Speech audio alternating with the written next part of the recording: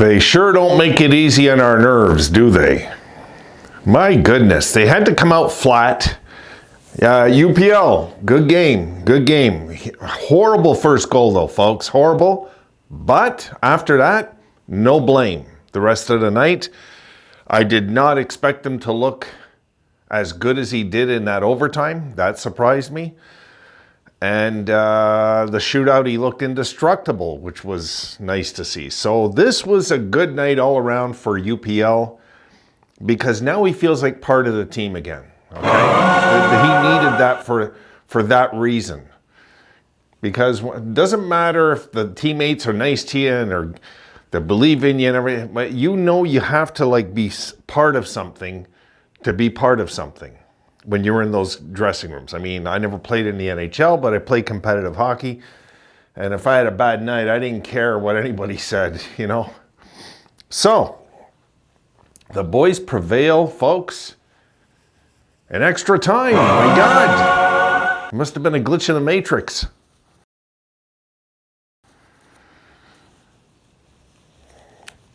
As we move forward now, we're over 500. First time this year, right? Yeah, first time. So a huge win for the boys tonight on their home ice. You could see the relief that they somehow prevailed in a game in extra time. Because you know what was next, guys, okay? This was going to be the next bad joke on the internet about the Sabres. Is that they're not going to win like an overtime game for the next 14 years now. This will be the next thing we start hearing. I mean, it just is what it is. The Sabres prevail, and they deserved it. They just deserved to win this game because they kept fighting.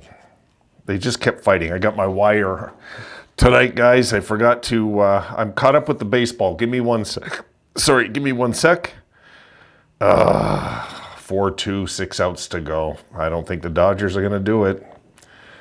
The Jays have been the better team in that series. That's why it would be kind of funny if the Dodgers pull it out at the end. It would be kind of funny. Okay, so let's look at the numbers, folks. And, oh, what the hell. These numbers are brought to you by Rome, the surprised little bison. Here we go. Okay, shots on goal, 34-24 for the Capitals. And the shots tell you how the game went, in my opinion, because they had longer, bigger spurts on us. It wasn't a massacre of any sorts, because look at the face-offs, you look at the hits. Anyway, we'll get to that. Face-offs, 50% apiece. Hits, 22-17 for the Sabres. Blocks, 13 apiece. Giveaways, 16 Buffalo, 15 Washington. And takeaways, the Caps had 4, the Sabres had 3 shots on goal per period. Oh, hold on, guys. I got to drag it over. There we go. 10-9 Sabres in the first. Capitals take over in the second. 15-7 score that goal, which was annoying as hell. Then 6-5 in the third. We turn into a tight affair. We're just relieved as Sabres fans to get it to overtime because of those stupid, dumb penalties we took late. Then in the overtime, all Washington, completely all Washington. 5-1 the shots on net. I think that one shot was just us with like, no, it wasn't even that last shot, eh? Where Dahlin tried to find Samuelson. I just forget what shot it was. Whatever it was, we got lucky to get out of that overtime. 34-24 total shots on goal. There you see it. Scoring. Strome from Leonard at the 107 mark on a horrible rebound. If you look at the replay of that by UPL, but UPL was just, he's trying to find his game, folks. This is a thing, you know, I get it. He's trying to find his game. We just can't afford more losses is the thing. And UPL give up a bad rebound at 107 mark, 1-0 Capitals. And then Protas from McMichael and Wilson at the 2:15 mark. And I think it says 2:15. You got to remember, guys, my eyesight here. 2-0 Capitals. And I'm trying to stream this, and I'm missing all this at this point. And Tage, like 15 seconds later, with a reply from Zucker and Greenway. Greenway played pretty decent tonight too, I thought. Makes it 2-1, then Tuck ties it up from Doan and Power, 10:02. It's a brand new game. And then Rosen. Isaac Rosen gets his first National Hockey League goal from Quinn and Timmins at, let me see the time here, guys. I believe it's 16:45. I'm not sure. Forgive me on that. I just can't see it clearly for some reason. Yeah, I can't see it. Might be 18:45. I forget. I just remember it was later on in the period. And I was thrilled for him. He actually had a very good game today. All right, we go to the second. Milano from Roy and Fanevari. I think I said that right. At 19:17, a last-minute goal, a killer. I hate those goals, guys. And that was it for your scoring in the game. So Sabres then go to overtime and nothing happened. Shootout, oh my God, how many times could have we lost? This is why I'm always against shooting first. I don't like shooting first. I don't know how you guys feel about that. I don't like it. I've never liked having the first shot in overtime in the shootout. I don't like it because you're giving them the upper hand if you miss right away to win eventually. I don't like it at all. I've never understood it. It's weird. Most coaches like it. I don't. So, the boys win. They win the game. My God. So 5-4-3, right? Yeah.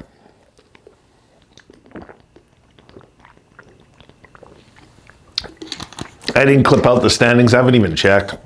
I can tell you guys that we're just in the middle of the batch. We're just in there like in a blender now.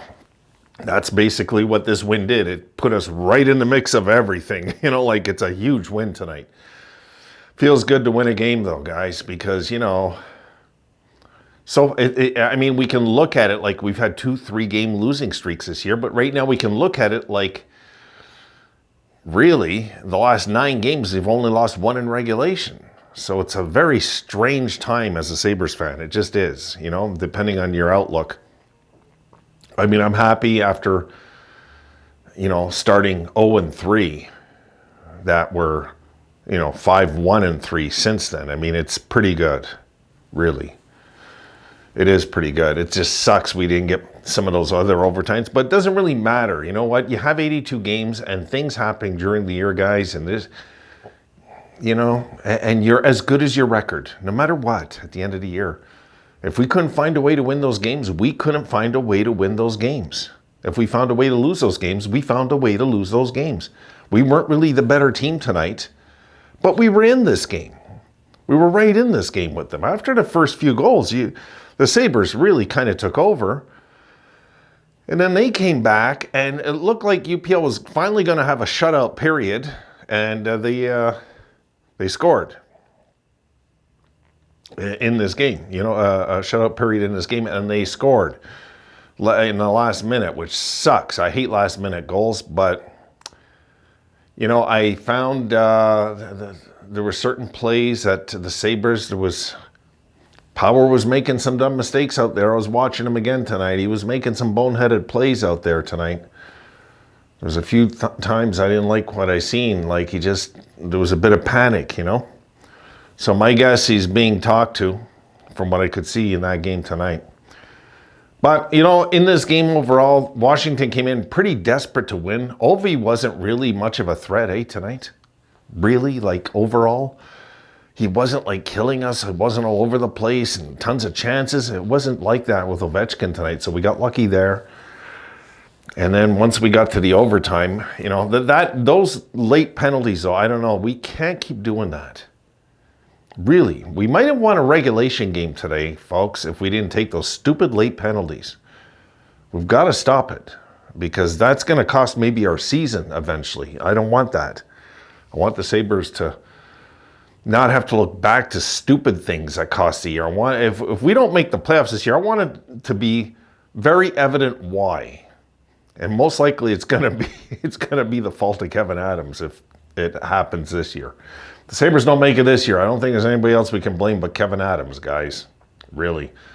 He's got to make some moves, desperately make some moves if the team starts to falter and we hit that big slump that we're not expecting. You know, if that happens, you got to start trading players out and you got to start taking losses in the trades to shift it up.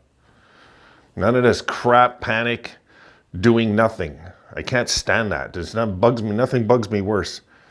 But folks, look, we won this game. I'm going to take it.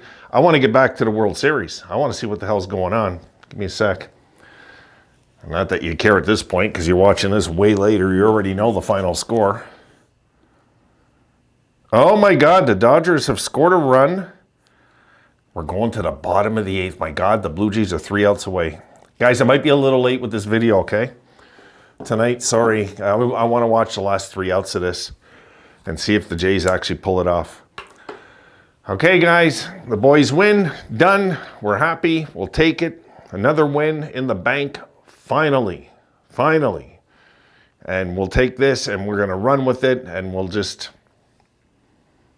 Let's hope we build on this now. I really do. I hope we build on this. We played a lot of good... The one thing I was going to say if we lost today, even in regulations, we played another good game. Good enough that we could have got something out of it tonight. And we did. We won. But it was good enough. Like, it wasn't like we... The way it started is like, oh boy, here we go. Are we going to lay an egg tonight? You know, I was worried. But we rallied back and I said, this isn't like the old Sabres. The old Sabres, guys, the old Sabres, when it was 2-0, they would have had all these long faces on the bench and the game would have been over. I'm talking the guy, you know, when we had Taylor Hall and Jack Eichel. Yeah, Eichel. And we had all those guys who would have just had long faces on the bench and it never would have happened, this comeback. So... Guys, I'll see you soon. The boys win. It's always a good night when the boys win. Have a great night.